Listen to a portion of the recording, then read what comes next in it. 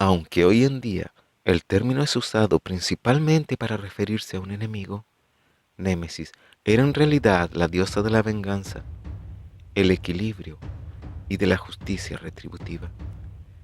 O sea, el famoso ojo por ojo, diente por diente.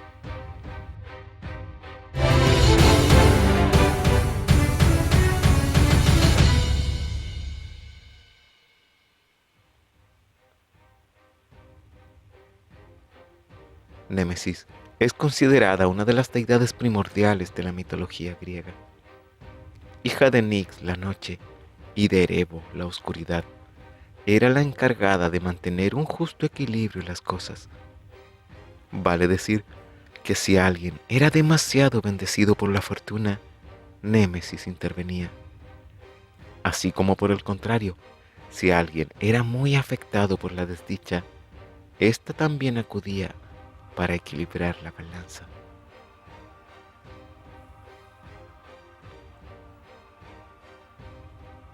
No permitía los excesos de fortuna y castigaba el exceso de arrogancia, como también la desobediencia, especialmente hacia los dioses. Su justicia era simple pero justa, ojo por ojo. Por lo tanto, si matabas a alguien, el castigo era la muerte. Recordemos que eran otros tiempos, y esa forma de justicia era la más popular en aquel entonces, por lo que Némesis era altamente venerada por los antiguos griegos. Fue Némesis quien castigó a Narciso, un joven de apariencia tan hermosa que todas las mujeres y todos los hombres quedaban enamorados de él, mas éste arrogantemente los despreciaba.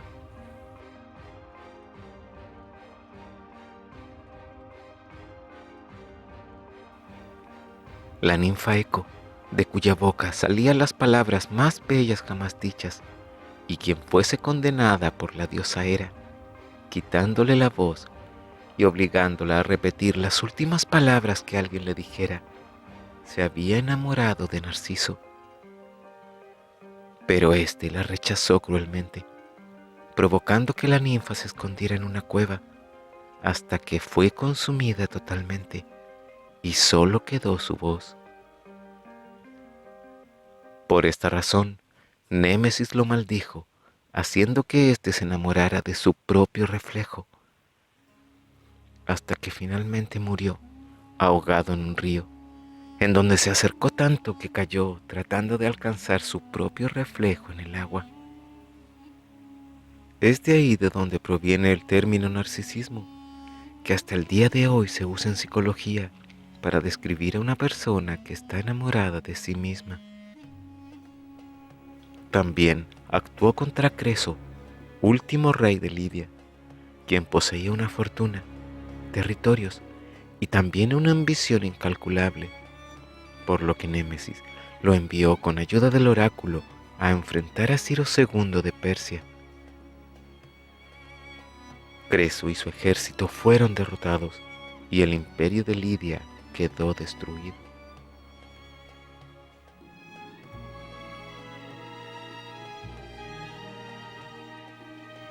A pesar de ser una deidad tan poderosa, Némesis, como tantas otras diosas, al igual que muchísimas mujeres humanas, no estuvo libre de las pasiones de Zeus.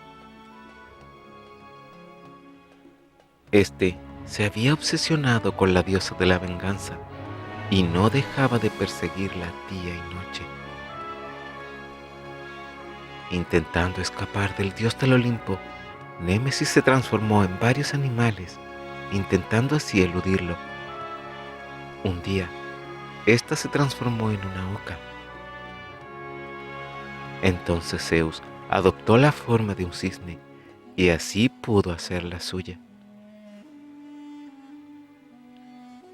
El fruto de esta unión fue un huevo, del cual nacieron los dioscuros Cástor y Pólux y Helena, la causante de la famosa guerra de Troya.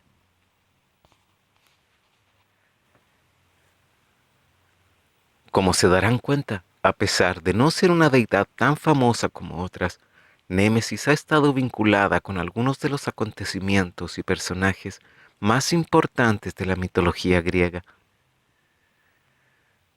Espero que les haya gustado. Si es así, por favor suscríbanse, denle like y compártanlo. Los estaré esperando para una próxima aventura. Muchas gracias y que tengan una excelente semana.